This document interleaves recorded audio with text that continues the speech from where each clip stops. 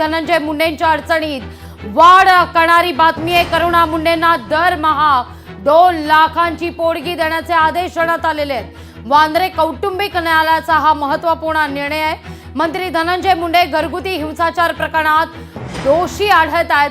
पत्नी करुणा मुंडेंनी केलेले आरोप आता कोर्टानं मान्य केलेले आहेत। या घडीची महत्त्वाची बातमी, करुणा मुंडेंना दरमहा 2 लाखांची पोटगी देण्याचे आता आदेश देण्यात आलेले आहेत। करुणा मुंडे यांनी धनंजय मुंडेंवर कौटुंबिक हिंसाचाराप्रकरणी आरोप केलेले होते।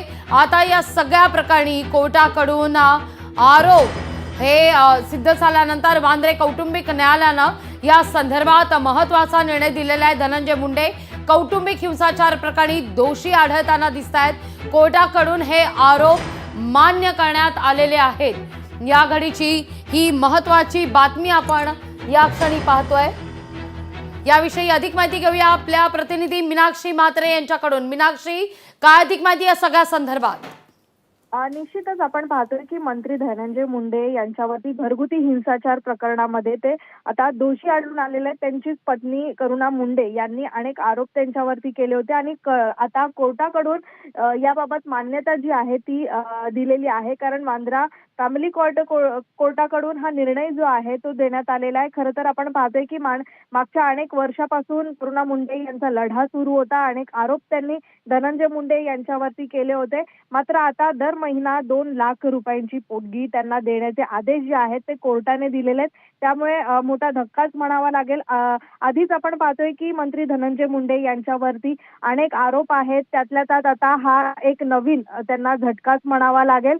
मात्र मागच्या काही काळापासून आपण पाहतोय की धनंजय मुंडे हे वादाच्या भोवऱ्यामध्ये आहेत आणि अशातच आता घरगुती हिंसाचार प्रकरणामध्ये ते दोषी आढळलेले आहेत। त्यामुळे आता दर महिना त्यांना करुणा मुंडे यांना 2 लाखांची पोटगी जी आहे ते देण्याचे आदेश कोर्टाकडून त्यांना दिलेले आहेत।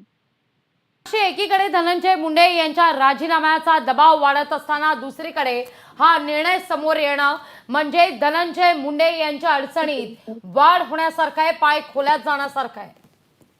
निश्चितच आपण पाहतोय की संतोष देशमुख हत्या प्रकरणामध्ये आधीच धनंजय मुंडे हे वादाच्या भोवऱ्यात आहेत।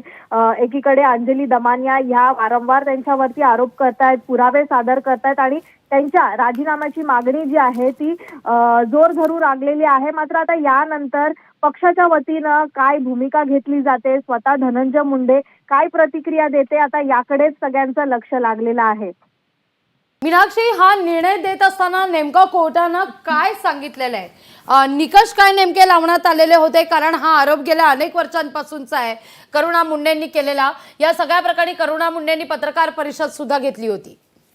निश्चितच, कारण अनेक आरोप जे आहेत करुणा मुंडे मागच्या अनेक वर्षांपासून त्या करत आहेत।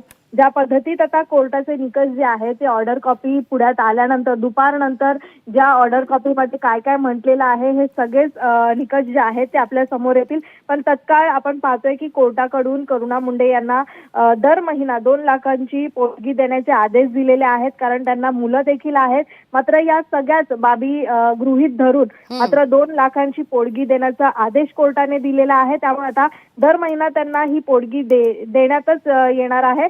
त्यामुळे एकीकडे आपण मीनाक्षी, पण असं सुद्धा कळतंय करुणा शर्मानं दरमहा 15 लाखांची पोटगी मागितलेली होती, पण या ठिकाणी दरमहा 2 लाखांची पोटगी देण्याचे आदेश देण्यात आलेले आहेत। त्यामुळे आता या सगळ्या प्रकरणी करुणा शर्मा ज्या आहेत त्या वरच्या कोर्टात जाऊन अपील करणार असल्याचं देखील कळतंय। काय अपडेट समोर येत आहेत?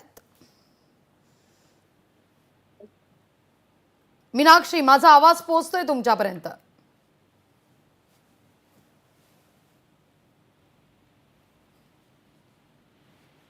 मीनाक्षी, माझा आवाज पोहोचतोय तुमच्यापर्यंत?